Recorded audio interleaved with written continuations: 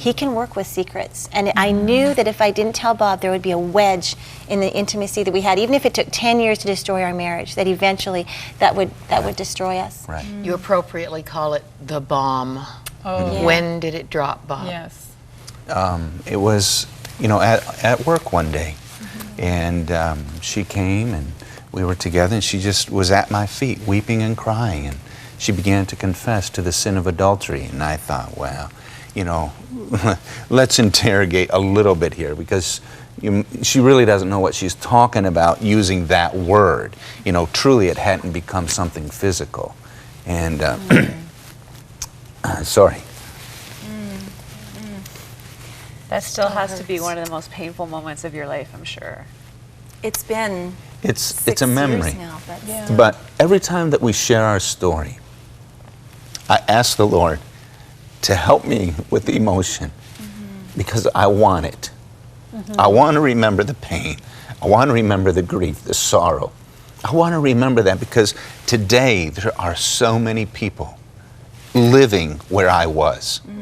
And I know what it feels like, you know, that kiss of betrayal. I know what it is. And so I want to be able to identify with them so that they know, hey, this guy knows what I'm talking about. Yeah, I do.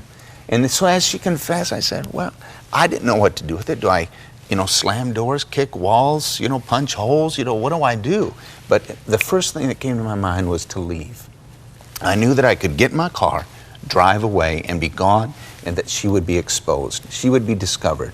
You know, here we are pastoring a church on daily television. You know, our lives are full. And eventually people say, so where's Bob? And she would have to then confess, well, he left. Why'd he leave? And then she would have been discovered and exposed, and I would then begin to create around me people that would support me, people that would understand me, people that would sympathize with me, people that would feel sorry for me. Yeah, Bob, you didn't deserve this. You know, you're the wonderful, great person that you are. She's the bad one. You're the good one. And that would have fed in me a pride and an arrogancy and a superiority in my own heart and life, where I am the innocent one and you are the guilty one. Did you feel like God betrayed you, Bob? No, not at all. But what I did know at that moment is that here I was, the person with all the answers, and I had no answer at that moment. So I went and I stared at a blank wall. And when you don't know what to do, I want to help people to know what to do. Ask God. I said, Holy Spirit, what do I do? What do I do? So anyway, he reminded me of a book that was on my shelf. I went and I picked it up, and it was a person who had been a guest on our program just a few years prior.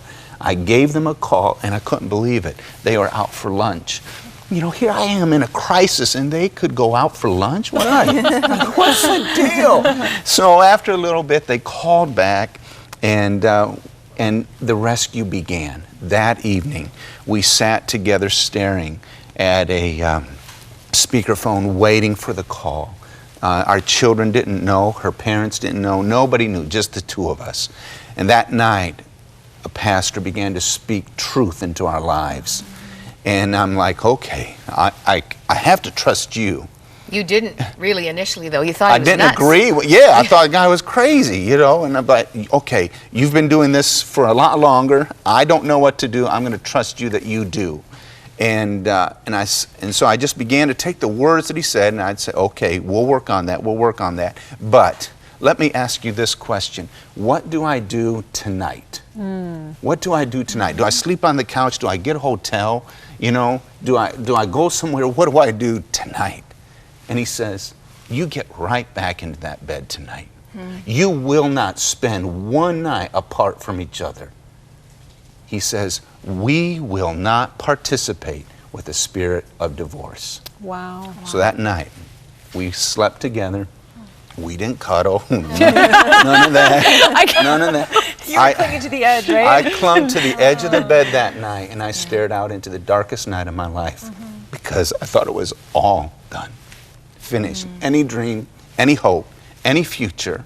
Our children would now be hurt. You know, they'd be, you know, a product of, you know, a devastated marriage. You know, all happiness, any kind of hope was now dashed and gone. And yet you made such a pivotal choice in that moment, didn't you? Yeah, to cry for help. Audrey and I were like two drowning people in the middle of the lake, absolutely no good for each other. Had we tried to cling to each other, we would have both drowned. But we began to cry out for help, and when help came, we allowed them to administer to us. We trusted them, we clinged to them, and they brought us to places of safety and rescue. And that's what we want to do. We know that there are so many, because divorce is so prevalent, whether it's in the church or outside of the church. Statistically, it's basically the same. There are too many people in our place right now, and they're not getting the real help that they need. And so today is a day of opportunity and rescue. It sounds so easy listening to you, you know, like we're healed and it's so great and everything, but that was a long process. And this pastor, I was so amazed. He was hard on you guys. It was like extremely hard. He was hard on you, Bob. the one who was should The be innocent vindicated. victim. Thank you, ladies.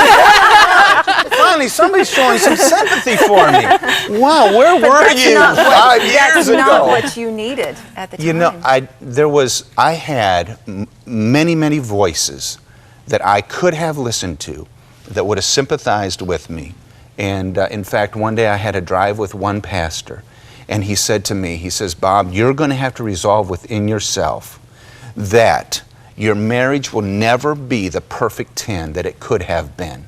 He says, I've had something similar happen to me, and I have resolved within myself that at best it'll be 7 or 8 out of a perfect 10 marriage. And I remember hearing that and clinging to the steering wheel of my vehicle saying, no, Father, either you're a redeemer or not.